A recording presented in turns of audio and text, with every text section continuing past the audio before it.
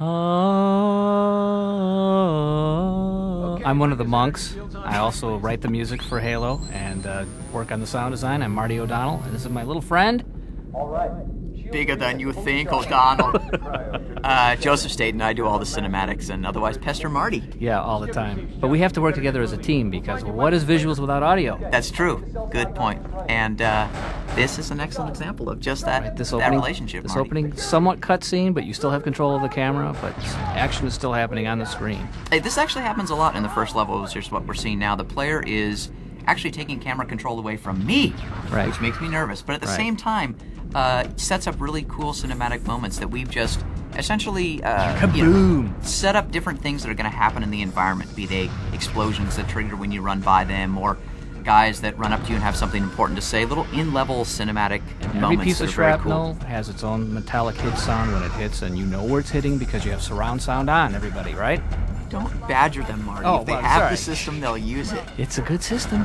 But really, this whole first part of the game, when you're on your ship, the Pillar of Autumn, this big, massive, kilometer-long cruiser, you are essentially being boarded by the aliens, and we really wanted to give the player in real time that feeling of panic, terror, as the aliens tear through your ship. And there's Mendoza. Mendoza, actually, the Marines each have unique personalities and names. And look because, at that throw. That's a great grenade throw. Great moment.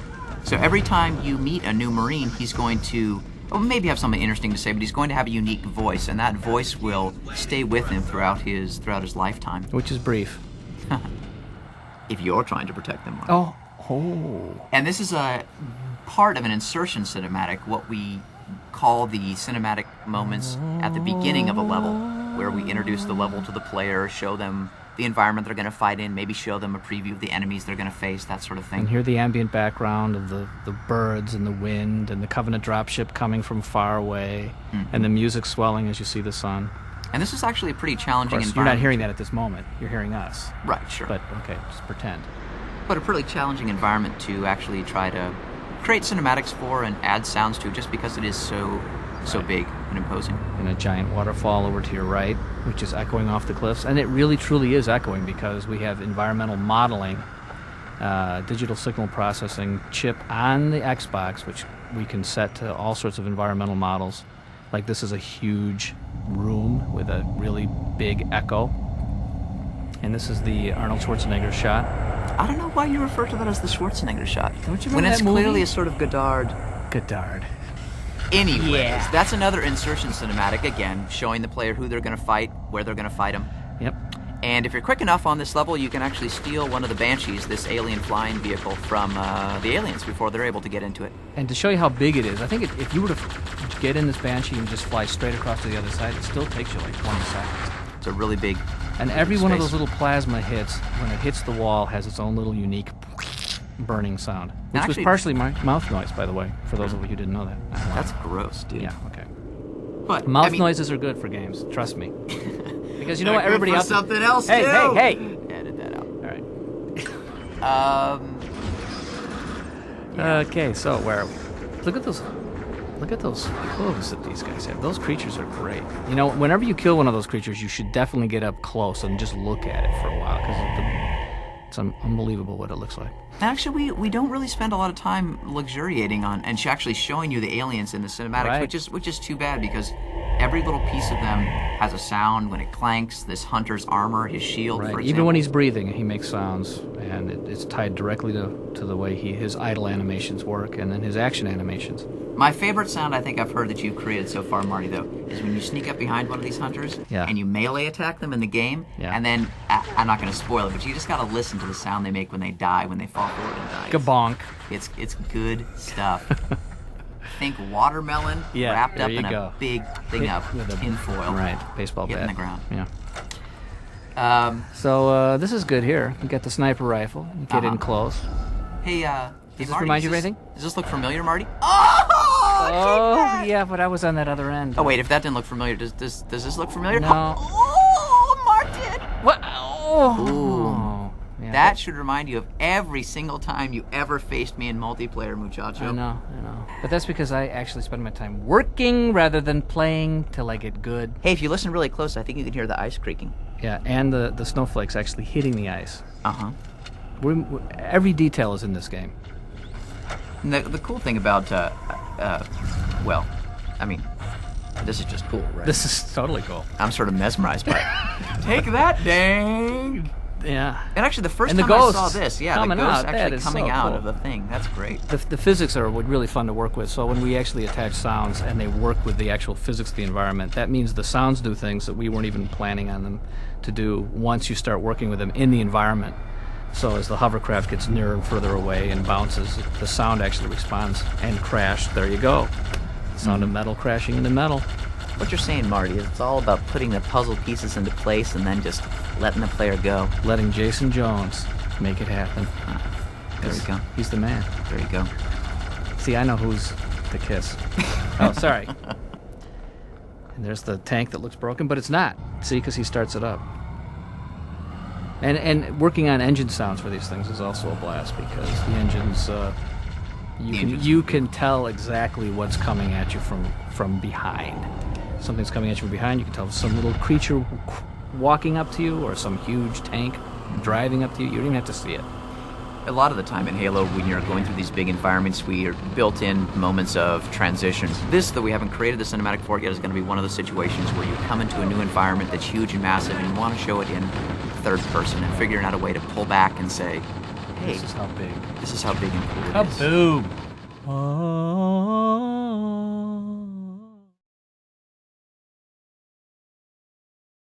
I'm Steve Abeyta. I'm animation and environment lead on Halo. I'm ShiKai Wang. I'm an artist for the Halo team. And you can see here, this is Halo in action. This is more actually kind of a beginning cinematics. And we have thrown in a bunch of cool effects and stuff like that to make the player feel more involved in the game. And you can see the environments are pretty well lit. There's a lot of dynamic lights going on. You see the siren flashing over there per pixel. So actually, we project like a light map onto it. And it's not vertex lighting. It's actually per pixel. You can see that explosion right there too. It's as well.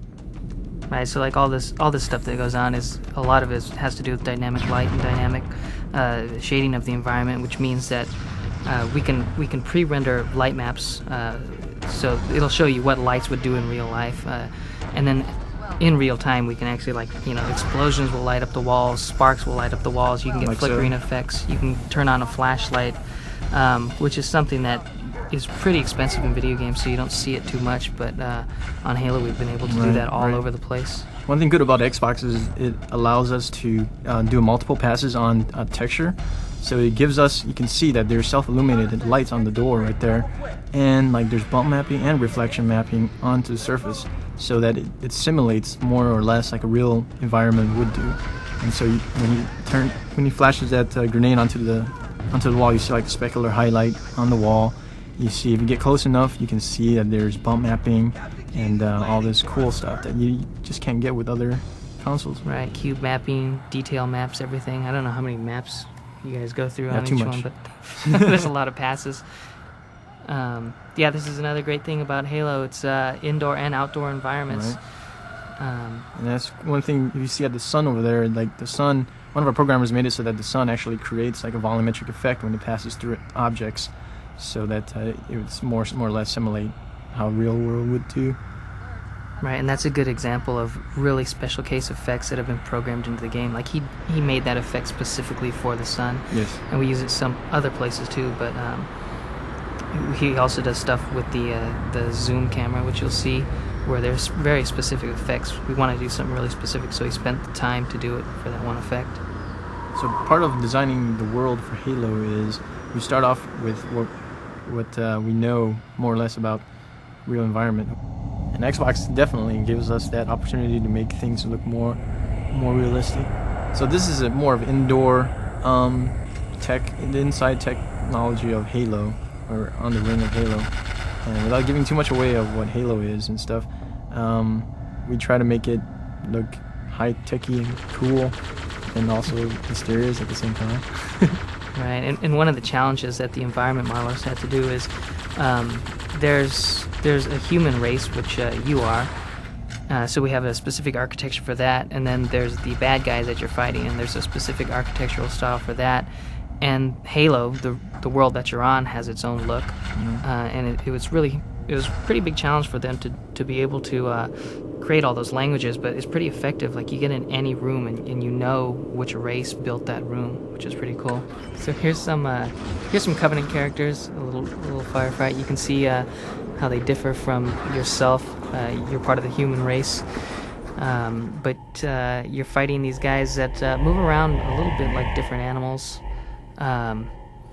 There's guys that move around a little bit like birds and are very guarded. They carry big shields. There's some comical characters, the grunts that look like they have the big shark fin on their back.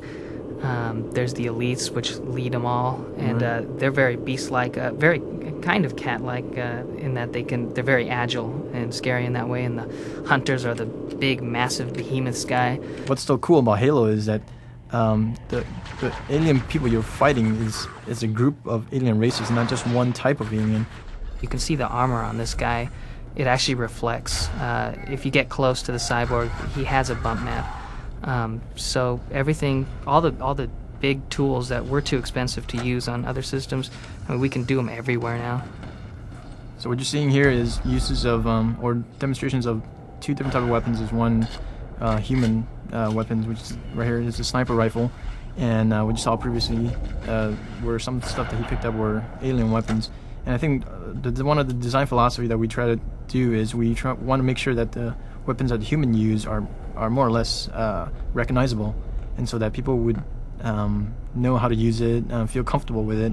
And because we have a lot of play with the aliens weapons that we can go crazy with, so we wanted to stick with the simple rocket launcher, sniper rifles and stuff like that, and not get too crazy on the design on the human side.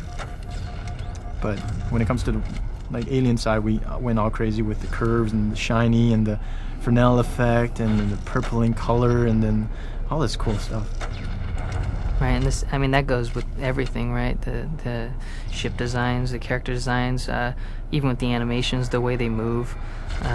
The Covenant guys are way more beast-like. We try to get the Marines to look really familiar and human-like, because you're fighting with them. So I think you want someone who you have some familiarity with, so that I think you care about them a little more. You're trying to save them.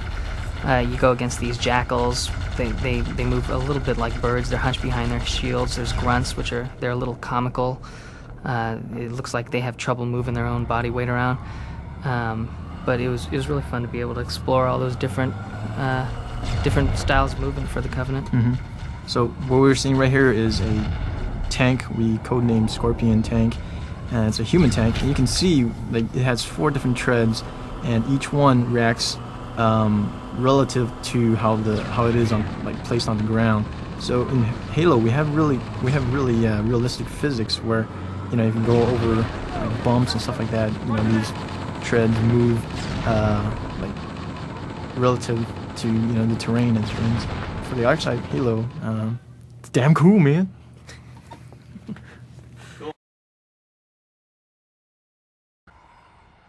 Hi, I'm John Howard. I'm lead game designer on Halo. And I'm Jaime Griesemer, and I'm a designer. And we're just going to talk to you a little bit about what's going on here, why we think this game is fun, why it's cool. So these scenes are all from the first level, which is also the tutorial. So what you have right now is the technicians that woke you up from cryo sleep are teaching you about your energy shields and helping you figure out your controls, and it's all done within the context of the story, so it's a smooth transition. And it also doesn't last very long because almost immediately things go bad and the Covenant start attacking and they start killing off the people who are trying to help you, and then you're kind of on your own.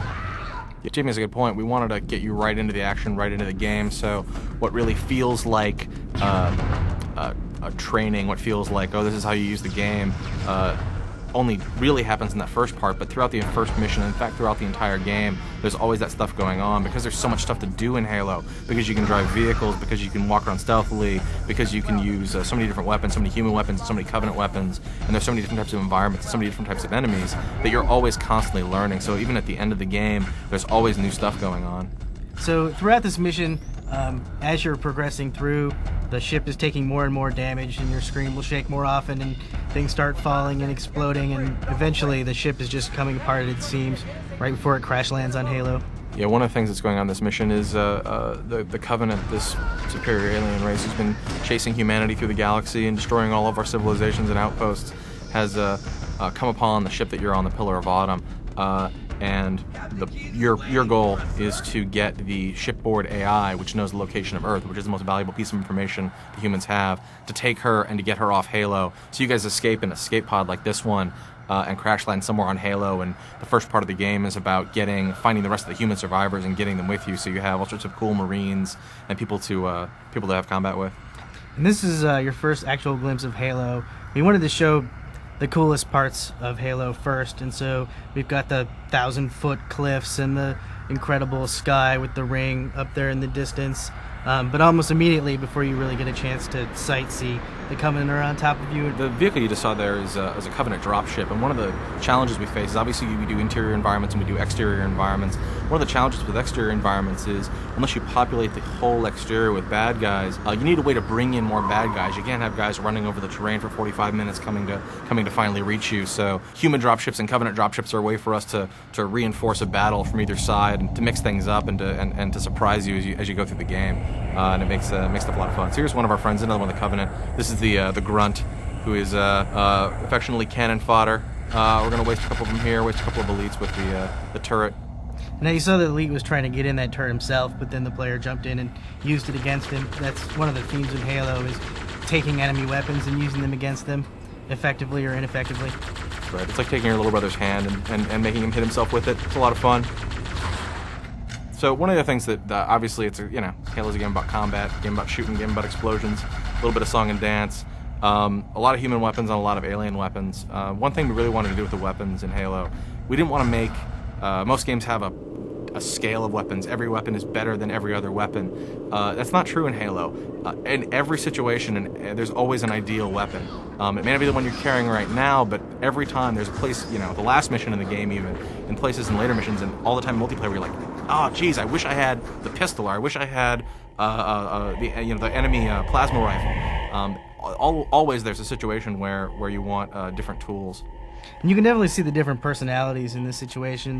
The cool stealth elite is just calmly surveying, and the grunts are kind of running around and being a little hectic, and then the giant hunter is just kind of watching for his next opponent.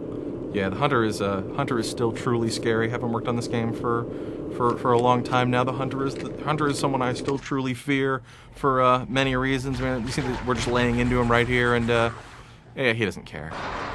He doesn't care at all. He's gonna whip our ass. So this is again outside. This is actually a beautiful environment. One of my favorite environments is snow environment. Taking care of a little business with the elite. We're back to the Marines here. You want to talk about that, Jaime? One of the things we really focused on in Halo is combat with the AI and not just against the AI. So you can see the Marines are helping you out. Sometimes you follow them like you saw from the first mission, and sometimes they follow you and try to help you achieve your objectives.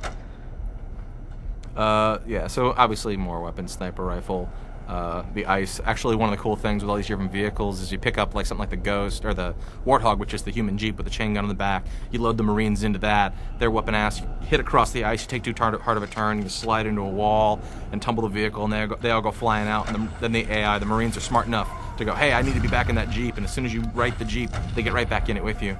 This is an example of the enemy using vehicles against you. That's a mortar tank, and this is a Covenant dropship, and it's just dropped 2 Covenant Ghosts, and they use vehicles extensively. And a lot of the fun of the game is to take that charge of the vehicle and take the guy out that's driving it, and then steal it yourself.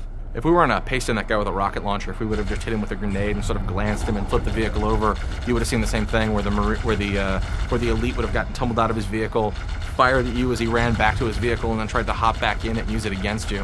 None of that stuff is scripted or pre-planned. It's all just how the AI knows how to use the environment and how to use the tools that they have against you. This is a great example of an outdoor battle. It ranges across an entire canyon floor. It's a giant terrain, plenty of vehicles, lots of guys. All in the same area, part of the same giant battle. Yeah, this is another one of the human vehicles. This is the Scorpion tank, which is a giant badass tank that we're using to just punish little grunts. That right there is what Halo is all about. It's all about using a giant tank to pound one tiny little grunt and throw him through the air. One thing you didn't see there is the giant turret also has a machine gun on it, so you can be safely cozied in your tank, and while you're waiting for the next round of the master shell to reload, to fire off some machine gun rounds and provide some additional covering fire. And what you see right there is you're driving a tank inside of a huge structure, and it's a massive, epic undertaking, and that's really Halo. Hi, so my name's Alex Seropian. I'm a founder of Bungie. Hi, I'm Hamilton Chu. I'm producer on Halo. This is Halo. We've been working on this game for a little over 3 years now. It's a project we started after Myth of Fallen Lords came out, and it's evolved a ton in that amount of time. It started as it was a really small team of a couple of engineers basically working on some technology that they were going to use for an RTS game, and at some point in those early stages, they wanted to go back to some of our Bungie roots, like Marathon, and started working on what they could do with combining some of the stuff we learned on Myth with some of the action elements of a game like Marathon, and that was sort of the first part of Halo's evolution. In the years that followed, a lot of things happened where, like recently, we got acquired by Microsoft, so we had an opportunity to refocus and move from the PC world to the console world, which is something we've been interested in doing for a long time. That's had a real profound effect on the way we think about the game, and the way that we design the game, and a lot of the decisions that we've made recently. It's really given us the opportunity to focus on making the game graphically really rich and play really well. I think it's pretty cool. There's a lot of stuff we've learned along the way too with process. This is definitely the biggest team that we've ever had working on a game. It started off, like I said, really small, and it now encompasses all of Bungie. Like Alex said, this is by far the largest team and project that Bungie's ever done. The story in Bungie games, the story has always been a really big thing for us and something that our fans really appreciated, so it's always a big part of everything we get into. I think we used it to a really good effect in our first level. Yeah, speaking of effects, you see the sun coming through the trees right there? Yeah, that's pretty cool. I think everybody else in their commentaries have talked about how cool that is. But did they talk about Bernie? Because Bernie did that. Jason Yes. calls him the little monster. He's just a coding maniac. It's all about having coding maniacs. They're You know, really we had helpful. a party last week at Jason's house. Bernie showed up with his laptop and he coded the whole time. That's part of why we like Bernie so much. That's what makes him a little monster. That and the food he eats. There's some more cool effects. So this is A30, a level that Marcus Leto did, our art director. It's really cool. The outside vistas in Halo, I think they're among the best that I've seen in any game. Yeah, as are the interiors that we're seeing here. These are pretty cool as well. This one's done by Chris Barrett. That's pretty cool because Chris didn't actually start off working on Halo. He was working on a different project. That's true, and we're really glad he did some stuff for us, because this interior stuff and the snow outside stuff that you see later, it's all Chris, and it looks cool, and it's really different from the other stuff we've done. It's very different. So it really added some good variety and showed us some stuff that we could do with our engine that we didn't know before. Looks like we're running through all the weapons here. The weapons were designed by Rob McLeese. Rob was actually one of the first people that we hired at Bungie. He's been here for 6 years. He's really into guns. Yeah, and he just got married, which is kind of weird. He married somebody who works here too. Yeah. A woman, Lorraine. Yes, we have a woman. She's married though. Yes, yes. And now it looks like we're running through the characters here. Here's the Jackal. A while ago, you could shoot through his shield pretty easy, but then we made his shield really fairly impenetrable. Yeah, that made it really nasty. That's a stealth lead. That Man, that really stealth cool. effect's really cool. That's Bernie again. Yeah. Man, that's cool. Yeah, Bernie did a lot of the cool shaders that are in the game. This hunter character is really cool. He's got these spines that they'll twiddle when he's nervous. And he's got this cool neck that you can see when he dies. He's got a real soft spot on him. You could actually kill him one shot with the pistol shot in the back. Bink. But that's not to say he's a wuss or anything, because he No. could kill you real Like easy. this. Yeah. So this was sort of some of the outside stuff that Hamilton was talking about. Chris Barrett did. I was going to say, like, that's one of the cool things about Bungie is we've got this real open environment, and like we can grab somebody like Chris Barrett and Dan, who are both working on different projects, and we can sort of enlist them into Halo, and they can contribute in a really important way like this. That's really cool. Damn, snow is cool. Yeah, maybe we should actually talk about what's going on the screen. The story in our games have always been really important, and like when we decided to announce the game, basically we tried to tell a story with a cinematic. That's when we went to MacWorld and Steve Jobs sort of unveiled Halo for the first time. That got us a lot of mileage out of that trailer that we did for that announcement. I guess you're getting to see a lot of the vehicles here. Vehicles are a pretty fundamental part of Halo. I feel like it's what adds a lot to the whole first-person shooter experience, and adds a lot to your combat experience. Really makes the game unique. That's one of the things that we've tried to do in all the games that we've made. Like if you look back through our gameography, like, you know, Myth really was the first strategy game that had real 3D in it. Yeah, something that you referred to before with the engineers and the artists working closely together. I think it's worth talking about that again. I think that's really a big part of why our stuff can look so good, is because the artists and the engineers really do talk to each other a lot, and more than that, they each understand the process that the other party is going through, and the issues that the other party is dealing with, and that really lets them do a lot.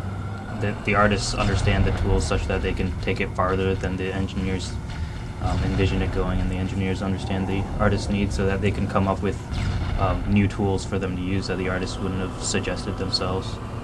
So a lot of the cool effects that you see here is a lot of different things working together, the shaders and the light maps and the bump maps. Do you know we did Marathon with like 5 guys? Is that so, really? Yeah. 5 guys. And is that including you? Because then it's really like... Yeah, watch it. Thin Ice, Hamilton. It's all about you, Joe. Hey, everybody. So I'm Jason. I'm one of the co-founders of Bungie and the lead on Halo. I've got Joe Staten with me here. He's our director of cinematics. Joe's done some pretty cool Halo movies of the PC version of the game over the last 2 years for you guys. We're going to put him on the spot this time, do something a little bit different, get him to actually play Halo on the Xbox. And we're pretty much going to let it speak for itself. Great. Thanks, Jason. It's really nice not to be showing you a movie today, and although it makes me very nervous to actually play this for you, I am going to be playing Halo in the flesh on the Xbox. On behalf of the whole Halo team, thanks a lot for coming, and welcome to Halo on the Xbox.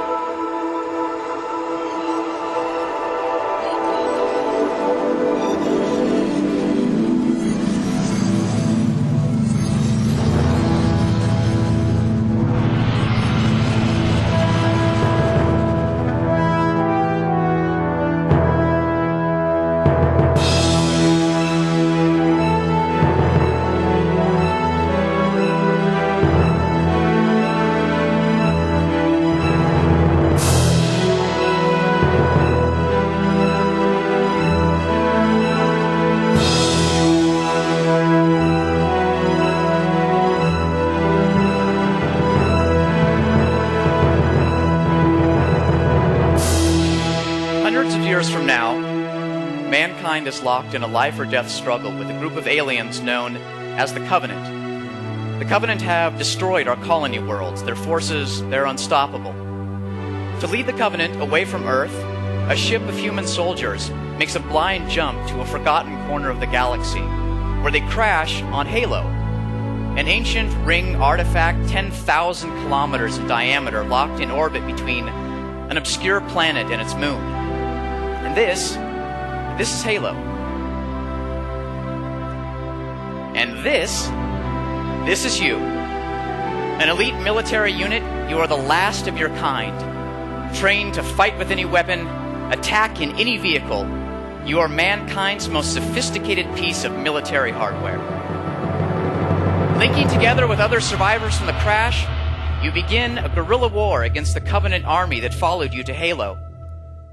Whichever side, human or alien, first uncovers the secrets of Halo will find something that will alter the course of the war.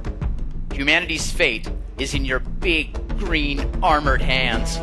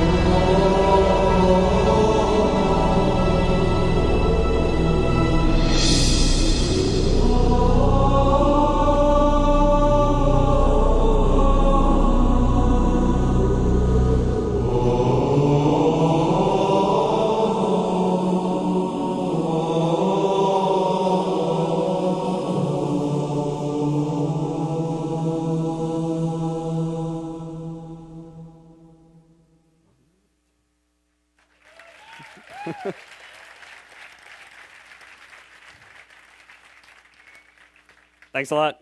So that's Halo. Come see us at the Pavilion. Woo!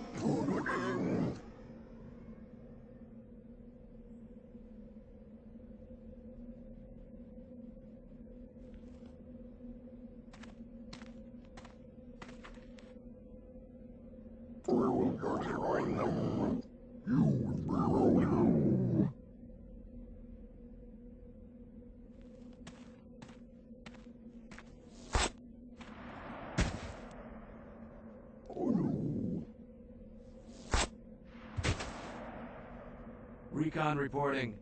Hostiles have been neutralized. Say again? Over. The drop zone is clear. I repeat, the drop zone is clear. Understood. Lieutenant, let's get this thing moving. Hang tight. This may get a little rough. I want a quick, tight dispersal. If they catch us napping, this operation is as good as over. Sir, yes, sir! Coming up on the insertion point. Goff, get that hog rolling as soon as we dust off. I need your team in position ASAP. I'm all over it.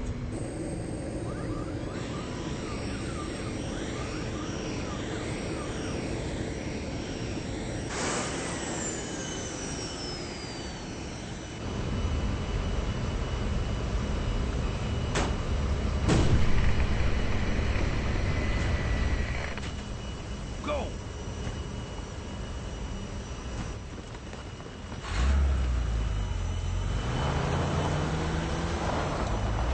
Let's roll! Get the hell out of here, Lieutenant! Good luck.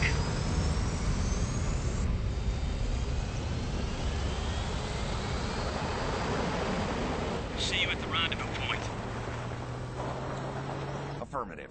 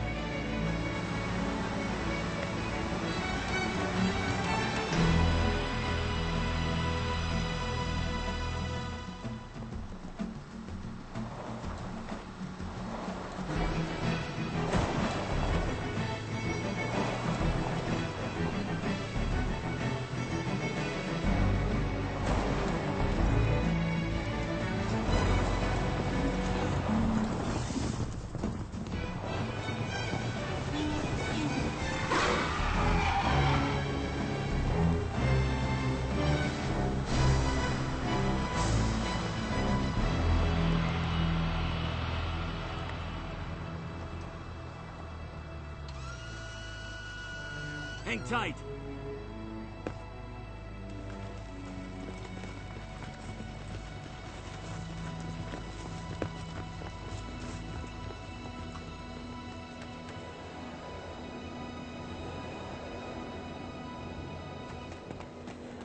Objective in sight.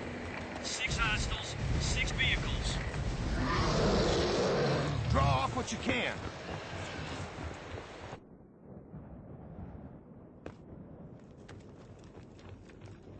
Sigurd, target infantry. McLeish, target armor. You set him up, I'll knock him down. Initiating contact.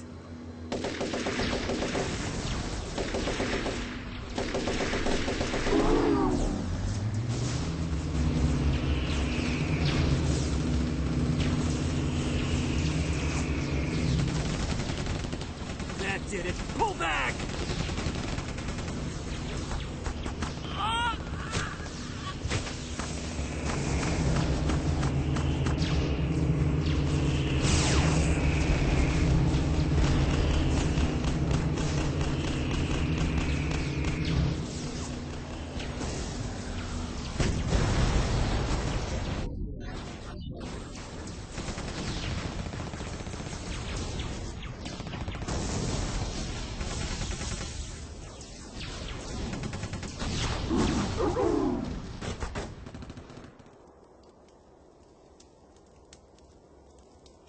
Report! We lost Sigurd. Goff, you and McLeish keep this entrance clear. The rest of us are going down that hole to find whatever those blue bastards were after. Private Wang, you have point.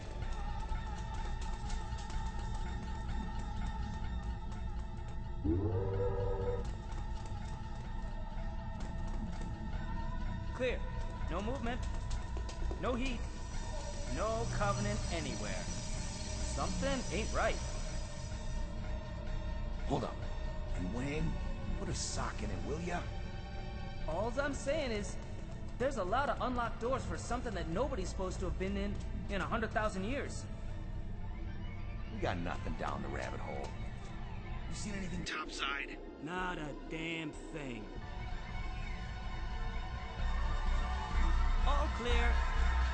Looks like nobody's home.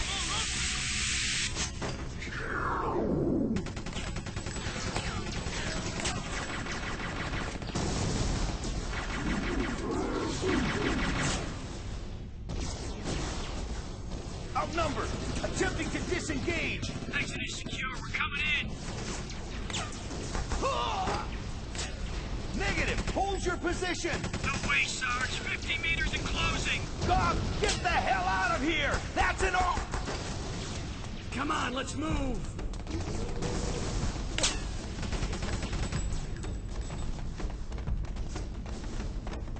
Go. I'll cover you.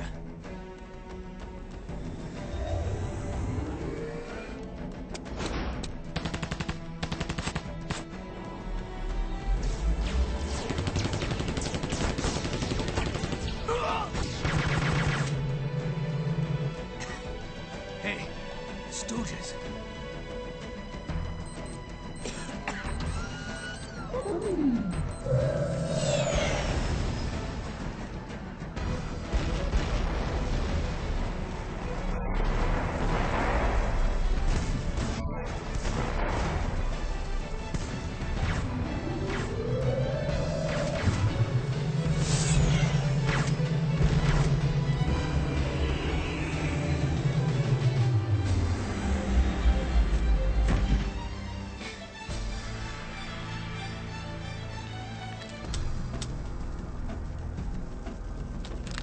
Destruction is the will of the gods, and we are their instrument.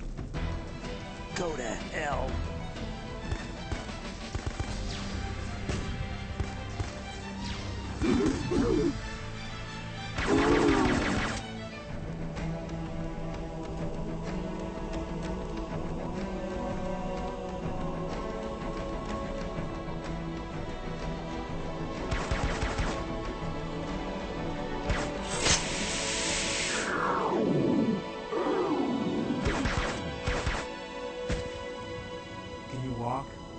Cortana told us one of you was on board, but I didn't believe her.